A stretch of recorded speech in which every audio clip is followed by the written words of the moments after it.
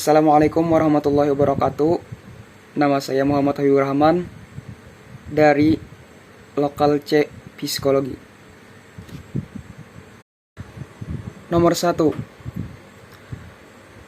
Filsafat berasal dari bahasa Yunani, yaitu filosofia, yang berarti cinta kebijaksanaan.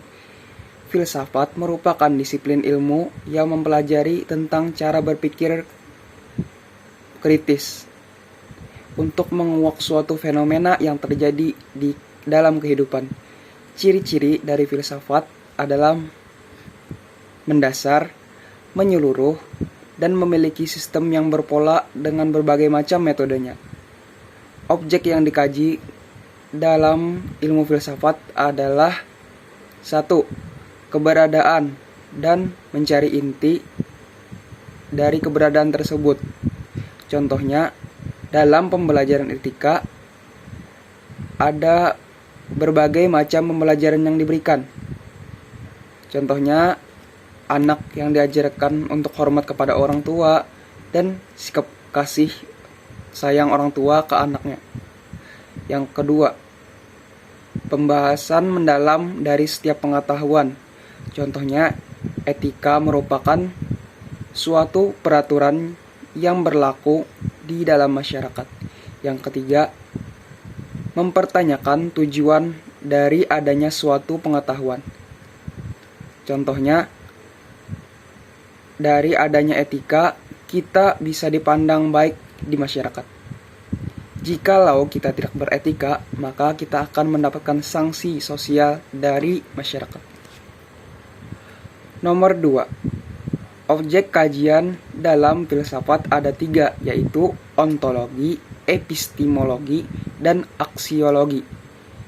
1. Ontologi membahas tentang keberadaan dan mencari inti yang dimuat dalam keberadaan tersebut.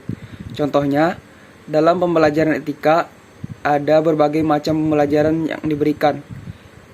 Anak diajarkan hormat kepada orang tua, dan orang tua pun harus mengasihi anak.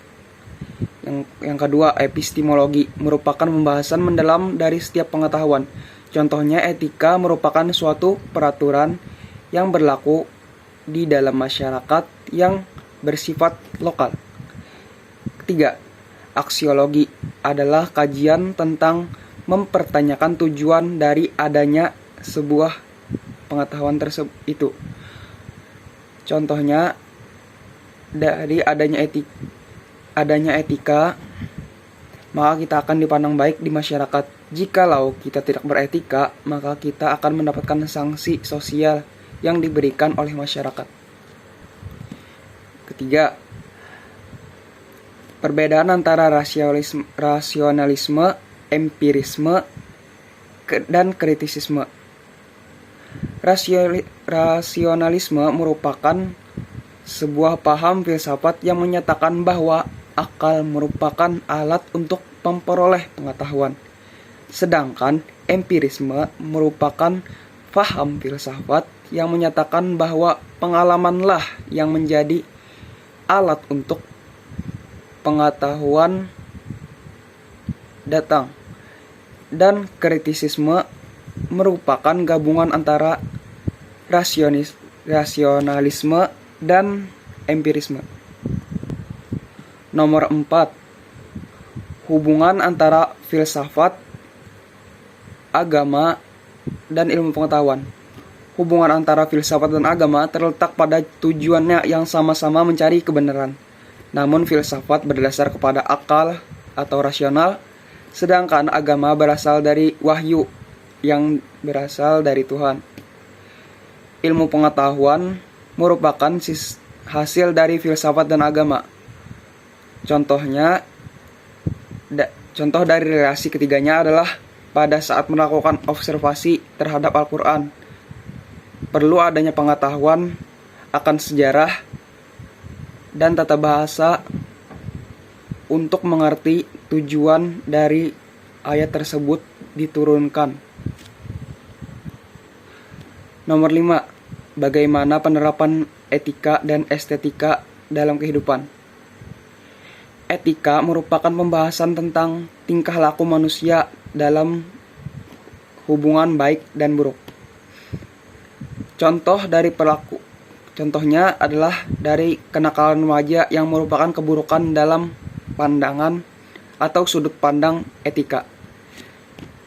Estetika merupakan pembahasan tentang nilai keindahan. Contoh dari adanya estetika dalam kehidupan adalah penilaian terhadap sebuah lukisan dalam suatu perlombaan. Nomor 6. Perbedaan filsafat Yunani, abad pertengahan, Renaissance, dan modern. Pada masa Yunani membahas tentang alam semesta untuk mematahkan mitos-mitos yang menjadi pembenaran pada masa tersebut. Pada masa abad pertengahan, filsafat seakan terhenti karena adanya doktrin-doktrin dari gereja. Pada masa Renaissance, menitik beratkan pada humanisme dan individualisme. Pada masa modern, memiliki ciri berpikir secara rasional atas dasar kesadaran. Nomor 7. Perbedaan antara filsafat Islam dan filsafat Barat.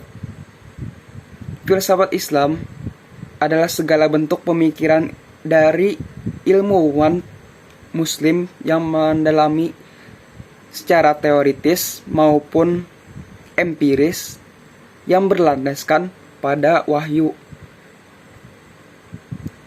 Sedangkan filsafat Barat mendalami sesuatu dengan menggunakan rasional. Itu saja yang dapat saya sampaikan. Akhirul kalam. Wassalamualaikum warahmatullahi wabarakatuh.